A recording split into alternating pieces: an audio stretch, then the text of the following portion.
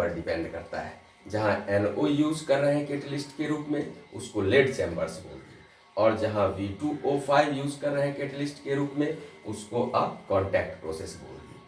ठीक है, तो ये दोनों एग्जाम्पल, लेड चैम्बर्स प्रोसेस हो या कॉन्टैक्ट प्रोसेस हो, ये एग्जाम्पल हो गया पॉजिटिव कैटेलाइसिस का, क्योंकि यहाँ पर जो यूज हुआ कैटेलिस्ट NO या catalyst V2O5 both are positive catalyst because both are responsible to increase the rate of reaction by decreasing activation energy. तो इसको आप बोल सकते हैं पॉजिटिव कैटेलाइसिस। ठीक है, और जब हम निगेटिव कैटेलाइसिस का बात करते हैं तो निगेटिव कैटेलाइसिस में डिकम्पोजिशन ऑफ H2O2 को देखते हैं फॉस्फोरिक एसिड के फॉर्मेशन में, फॉस्फोरिक एसिड के यूज से decomposition of H2O2 with the use of phosphoric acid. यानी आप ये कर सकते हैं, इसका जो एग्जाम्पल हो जाएगा वह एग्जाम्पल हो जाएगा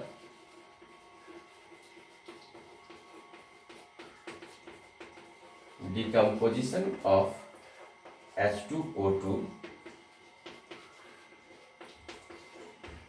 in the presence of phosphoric acid। Phosphoric acid के प्रेजेंस में H2O2 का डिकम्पोजिशन निगेटिव कैटेलिस्ट का एग्जाम्पल है या निगेटिव कैटेलाइसिस का एग्जाम्पल है। यहाँ पर फॉस्फोरिक एसिड निगेटिव कैटेलिस्ट होगा और इस फेनोमेना को निगेटिव कैटेलाइसिस बोला जाएगा। दूसरा एग्जाम्पल है क्लोरोफॉर्म का oxidation in the presence of alcohol, यानी आप कह सकते हैं oxidation of chloroform in the presence of alcohol। Oxidation of chloroform in the presence of alcohol, ये भी एग्जाम्पल निगेटिव कैटेलाइसिस का ही है। यहाँ पर जो अल्कोहल है वह निगेटिव कैटेलिस्ट की तरह बिहेव करता है during the oxidation of chloroform, जिसकी वजह से इस प्रोसेस को निगेटिव कैटेलाइसिस बोला जाता है। तो हम लोग देख लिए जो कैटेलाइसिस है वह दो तरह का हुआ, एक हुआ पॉजिटिव कैटेलाइसिस और एक हुआ निगेटिव कैटेलाइसिस। ठीक है, पॉजिटिव कैटेलाइसिस में हम लोग देखें कि एक्टिवेशन एनर्जी को क्या करते हैं, घटा देते हैं, रेट ऑफ रिएक्शन को बढ़ा देते हैं। किसके प्रेजेंस में, कैटेलिस्ट के प्रेजेंस में। निगेटिव कैटेलाइसिस में क्या देखें, रेट ऑफ रिएक्शन को घटा देते हैं, किसके प्रेजेंस में, निगेटिव कैटेलिस्ट के प्रेजेंस में। वह कैटेलिस्ट जो रेट ऑफ रिएक्शन को घटा दे उसको निगेटिव कैटेलिस्ट बोल दिए और उस फेनोमेना को निगेटिव कैटेलाइसिस बोल दिया गया। ठीक है, अब जो कैटेलाइसिस का टाइप्स है उसमें दो तरह का कैटेलाइसिस अगेन हम लोग पढ़ते हैं। यह तो था नेचर के आधार पर, लेकिन फेज के आधार पर देखिए तो हम यहाँ पर बात किए जब SO2 का कन्वर्सन SO3 में in the presence of NO, SO2 का कन्वर्सन SO3 में in the presence of V2O5। तो ये जो SO2 है यह गैसियस फेज में है और यह जो कैटेलिस्ट है वह भी गैसियस फेज में है। यह जो SO2 है वह गैसियस फेज में है और यह जो कैटेलिस्ट है वह सॉलिड फेज में है।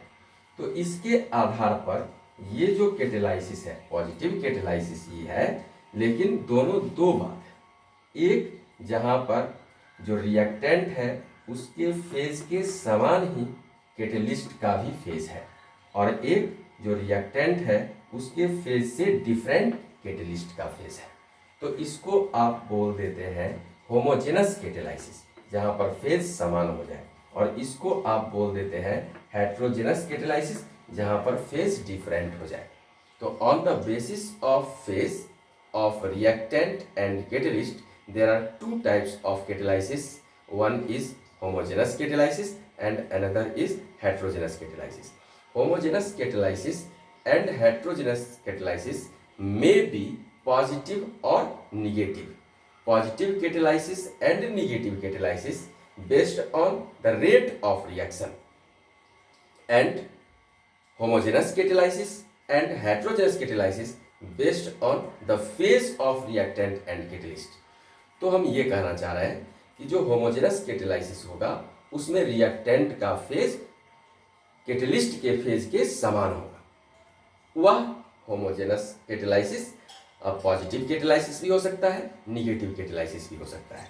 और जो हेट्रोजेनस कैटेलाइसिस है उसमें रिएक्टेंट का फेज कैटेलिस्ट के फेज से डिफरेंट होगा, यह भी पॉजिटिव कैटेलाइसिस हो सकता है या निगेटिव कैटेलाइसिस हो सकता है। बेसिस सोचने का यहाँ पर है कि रिएक्टेंट का फेज और कैटेलिस्ट का फेज अगर सेम है, चाहे वह पॉजिटिव हो या निगेटिव कैटेलाइसिस हो, उसको आप होमोजेनस कैटेलाइसिस बोलेंगे। रिएक्टेंट का फेज और कैटेलिस्ट का फेज अगर डिफरेंट है, चाहे वह पॉजिटिव कैटेलाइसिस हो या निगेटिव कैटेलाइसिस हो, उसको हेट्रोजेनस कैटेलाइसिस बोलेंगे। तो अब हम लोग क्या कर सकते हैं, कैटेलाइसिस के two types, there are two types of catalysis, there are two types of catalysis on the basis of phase. इसके आधार पर तो यहां पर कह सकते हैं on the basis of phase of reactant and catalyst। Reactant और कैटेलिस्ट के फेज के आधार पर कैटेलाइसिस दो तरह के होंगे। एक को आप बोलते हैं होमोजेनस कैटेलाइसिस और दूसरे को बोलते हैं हेट्रोजेनस कैटेलाइसिस। जो होमोजेनस कैटेलाइसिस होगा उसमें phase of reactant and catalyst are same. Phase of reactant and catalyst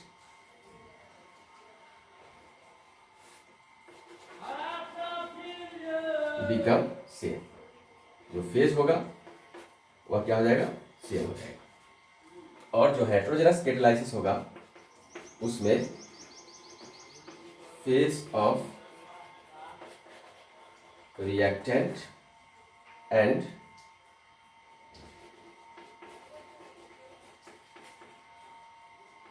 catalyst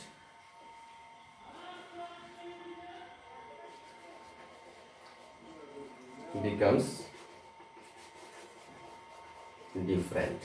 phase of reactant and catalyst becomes different और यहाँ पर phase of reactant and catalyst becomes same.